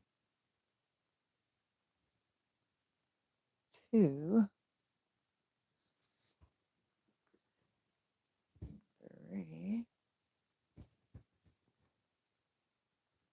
4, and 5. Oops, that way. All right, so now I need to cut some background. It should be turned this way, but that's fine. I'm going to do it this way because it's on the wall already. So I need, yeah, we're going to see 7 1/4. I'm going to see how many some of them are, because that way I can put my in-between pieces. We'll just take a few. 7 1/4. We're going to randomly take one of these. Oh, they're all 7 1/4. So it looks like I'm cutting 7 1/4. I'll do another couple just to make sure. Yep. All right, we're cutting 7 1/4. That one's going to go that way. So I'm going to cut a 2. I want to do different spaces between these, but they're all going to get the same. So I have 1, 2, 3, 4, 5, 6, 7. I'm going to take 7 different numbers, but I'm going to alternate them. So we're going to do this right here. 7 different numbers, but alternate them. I want to do 1.5 inch as one of my numbers. So I'm going to line up. I'm going to cut 1, 2, 3 1.5 inch strips. 1,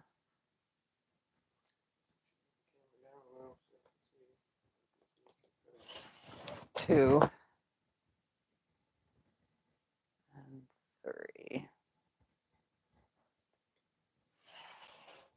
Okay, so 3 1.5. We're going to subcut this real quick, move that out of the way, into 7 1/4 inch rectangles, 1.5 by 7 1/4. This is going to be fun because we're going to like insert them, one per each row.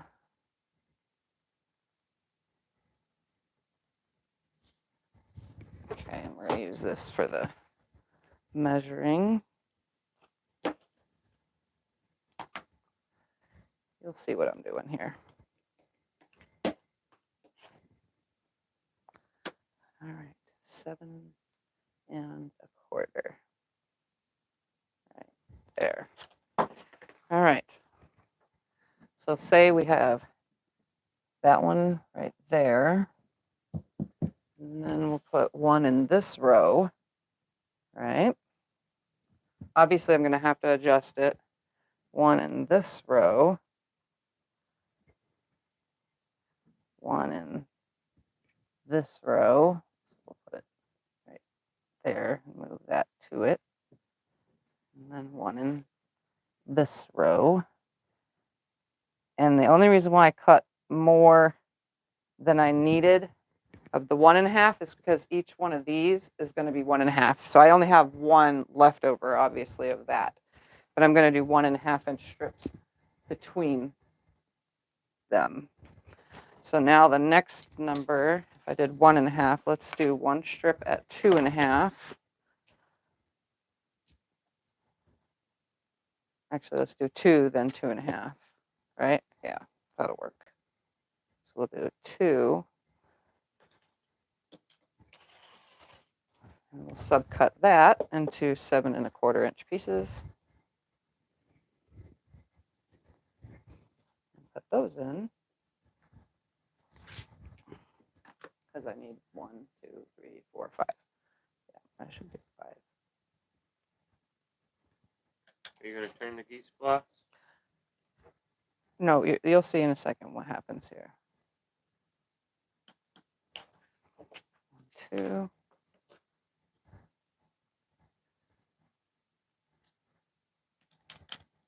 3, 4, and 5. All right, so now I have a 2 inch. Let's say we want 2 inch to go right here.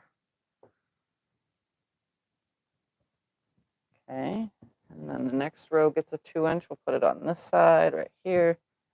The third row will get a 2 inch. We'll put it right here. Next to it, 2 inch will go in this row way over here. And a 2 inch can go right here. So I'm mixing them all up. So they'll be tapered funny. All right, I did 2, so let's do 2.5. You're just going to put different width strips between them. Yeah, but they're going to be an equal amount, so that way each row is still the same length with because they're all the same strips going through them. So let me cut. After 2.5 would be 3. Let's turn the ruler around. No, I'm going to do 3. I'm doing it in 1/2 inch increments.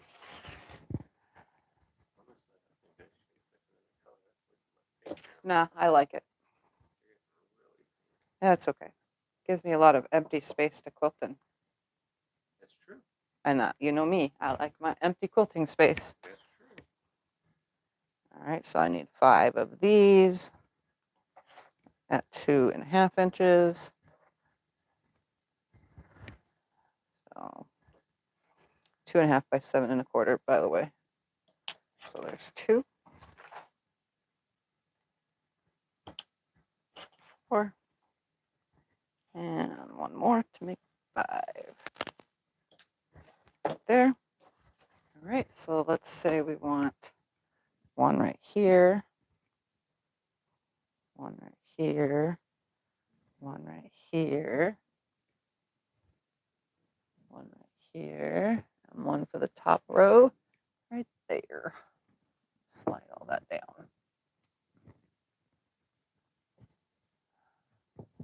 Slide that over to it. All right, now each row has 1 of those. Throw that over there. Now the 3-inch one.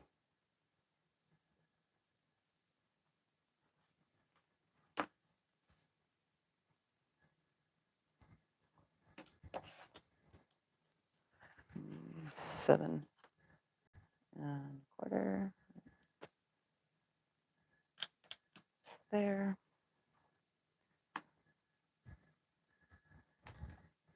There, and 1 more. Open it up.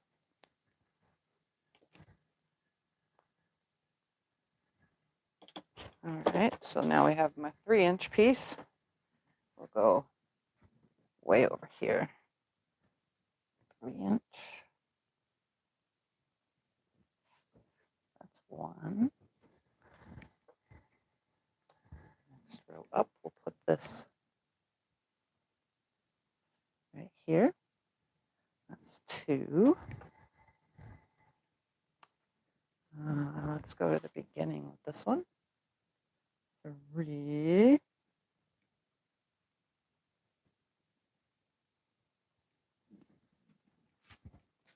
Oops, that goes over there.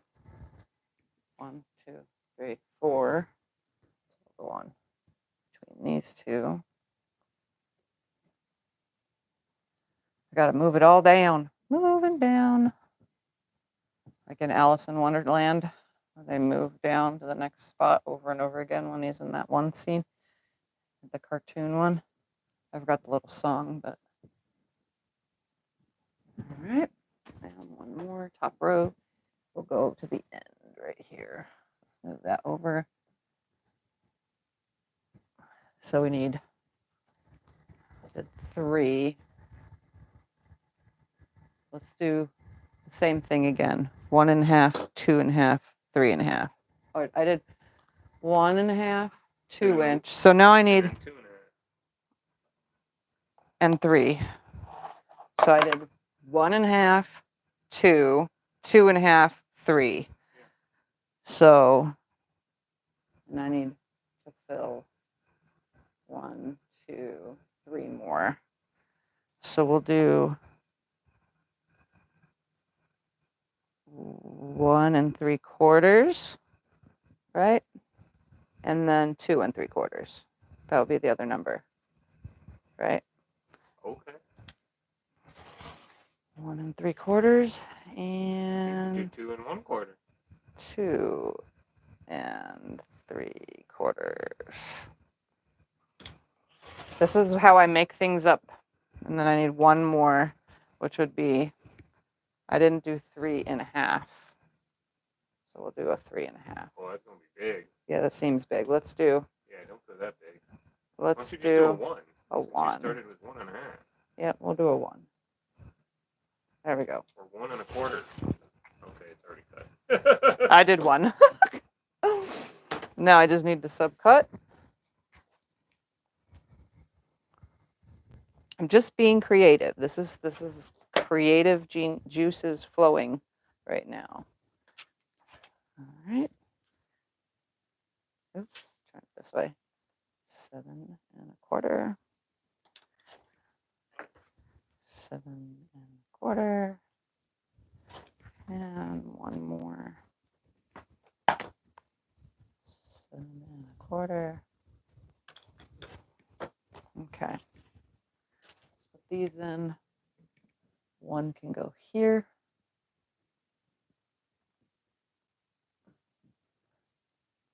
1 can go here. 1 can go here. Oh, I'll just put it there and move this guy there and move that guy there. There we go. Right here. Down.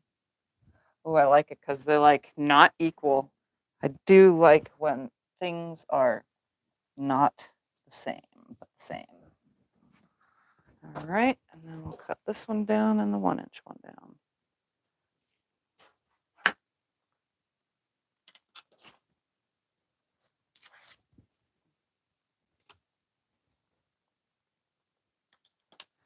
All right, 1/4 and one more.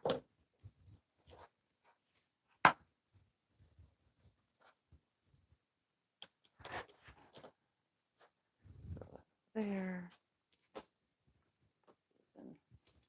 So this is going to have to get moved down.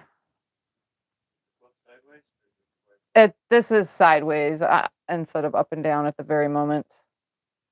We're going to put that one right there. And then the 1-inch strip will go there. We'll have to adjust everything. Instead of having it up and down, because I wouldn't be able to reach that high, honestly. All right. This one's going to go here. And we'll scoot all this down. In 2 seconds. Let's do the one will go here. One will go here. And the bottom one. And then we'll equal them all out because I got to cut the 1-inch real quick. It's so much fun. I like doing stuff like this. I really do. I really hope you guys do stuff like this too. Just get creative and be different.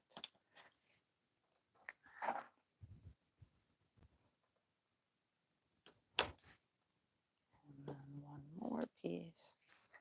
7 1/4.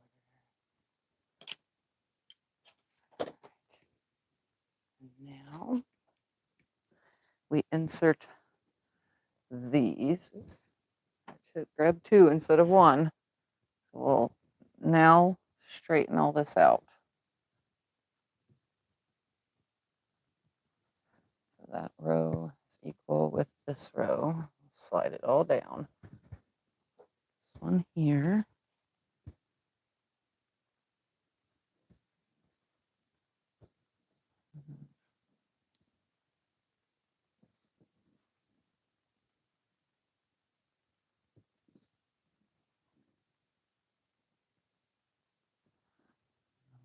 Go there, and there, and there, and there. Oh yeah, I love it. All right, this 1-inch goes here. We'll straighten it out from this end so that they're all equal. You're gonna use the pink all through the quilt? Yep. Well, I don't have any of this fabric, so I can't really, add anything else. I'd have to find a floral if I was to use another floral or something, or maybe like a polka dot.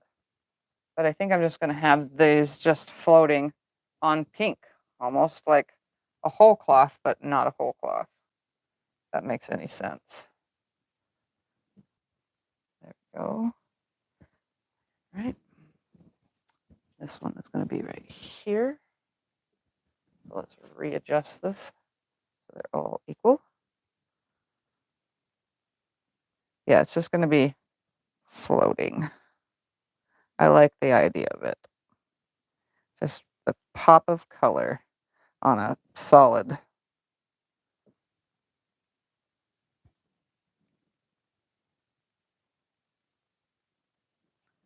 And then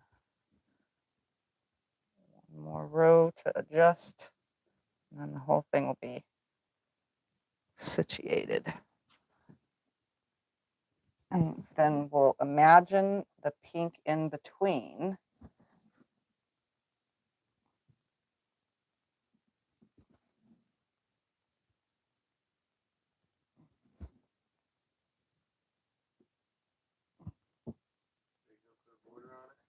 No, it'll probably get the pink 1/2 on the top and the bottom, and on one side. Oops, I knew there was a gap there for a reason. This was there. Now, there we go.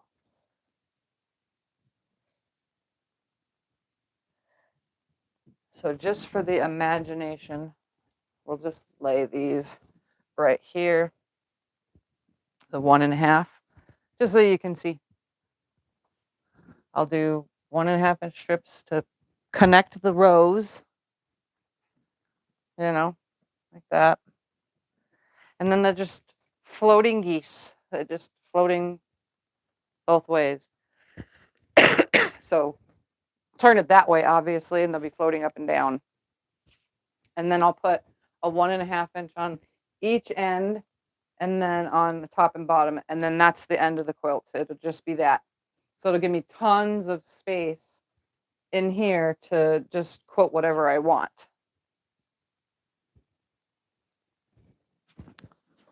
Migrating. Yeah, they're migrating. Those ones are going north, and those are going to go south because the quilt is going to go the other way. So that way it's longer. But I think it will look really nice. I like playing around with stuff like this, like just creating and being different. But that's generally what I'm going to piece together with just some scraps. So that was just these scraps, and then added some yardage, and I've only used about 1.75 yards or so, somewhere around there. I think this will look really cool. Especially having the different sizes in between them, you know, because there's an equal amount of different sizes in between, but they're just in different spots. So I like it. That's what I'm going to sew together. And then I'll just sew these into rows and then hook the rows to the sashing, which I'll hook to, 1.5 inch strips on each end. And then, yeah, that's how that will go. What do you think? Really pink. Yes, it is really pink, but I make a lot of pink and purple quilts, it seems. Really pink. Yeah, I like it though. I think it's cute so far. All right. Don't forget, Connecting Threads is having out the Christmas in July sale where you can get 25% off the entire website. So, and if you click on the link that Scott puts in the chat, that link helps us out. If you use it from that link and purchase from that link, it helps my channel out because those are my affiliate things. And yeah, and I think it ends the 25th, so in like a few days. Any questions before I get off of here?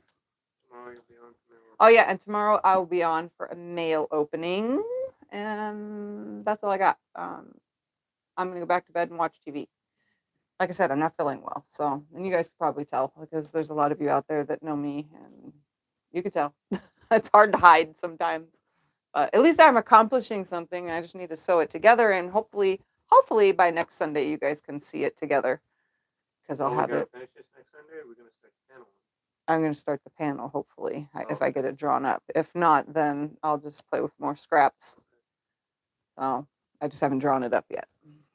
I'm working on other things at the same time, so I'm like, in the future, we're going to do a panel quilt. Yeah, I'm trying to get a panel quilt situated because everyone wants like an attic window, but I don't want to just do everyone else's attic window. I want to do my own attic window like I've done before. Is so your own. You always make it your own as you're doing it. Yeah. You come up with your own cool ideas, and it looks awesome. Yeah, I wanted to make something really cool. So you don't have to worry. It'll be your own.